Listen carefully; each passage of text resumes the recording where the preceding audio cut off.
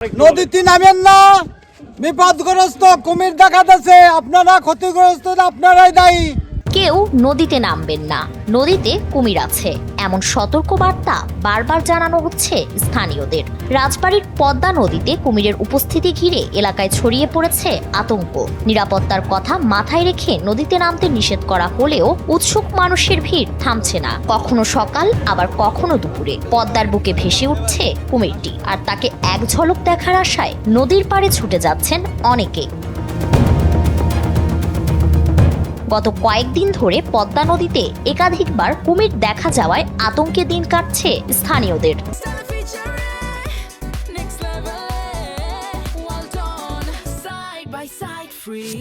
যেসব মানুষ প্রতিদিন নদীতে গোসল করতেন, মাছ ধরতেন বা নদী নির্ভর কাজে যুক্ত ছিলেন, তারা এখন ভয় ও উৎকণ্ঠার মধ্যে রয়েছেন। যেখানে নিয়মিত শত শত মানুষের যাতায়াত, সেখানে কুমিরের উপস্থিতি বড় ধরনের ঝুঁকি তৈরি করেছে। ফলে এলাকাবাসী সবাইকে সতর্ক থাকার আহ্বান জানাচ্ছেন এবং দ্রুত কুমিরটি ধরে নিরাপদ স্থানে সরিয়ে নেওয়ার জন্য সংশ্লিষ্ট কর্তৃপক্ষের জরুরি হস্তক্ষেপ দাবি করছেন।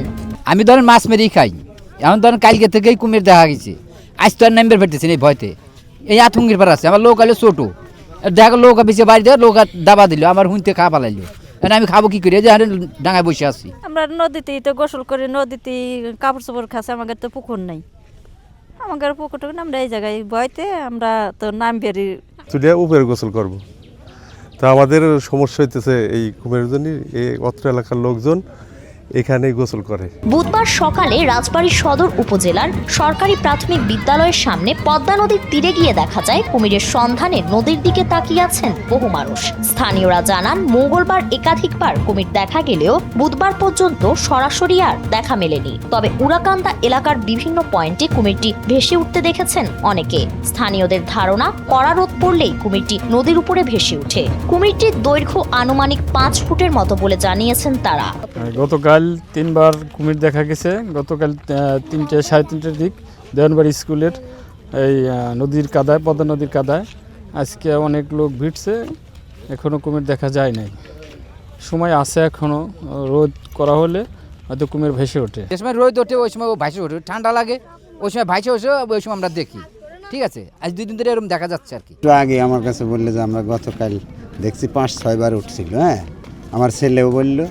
তা আমি আবার বললাম যে লম্বা কত বড়, বললো যে 5-6 হাত লম্বা।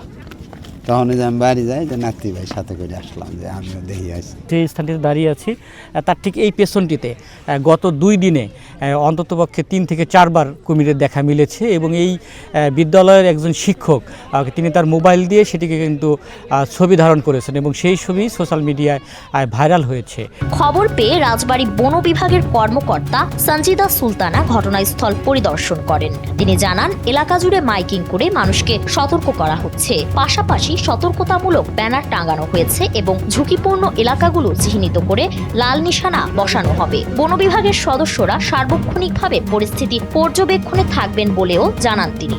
আমরা এখানে সতর্কতামূলক একটি সাইনবোর্ড স্থাপন করে দিচ্ছি এবং সেই সাথে মাইকিং চলছে আমাদের, এবং আমাদের স্টাফ, আমাদের বন বিভাগের লোকজন এখানে সার্বক্ষণিক থাকবে মানুষকে সচেতন করার জন্য এবং কুমিরের গতিবিধি পর্যবেক্ষণ করবে।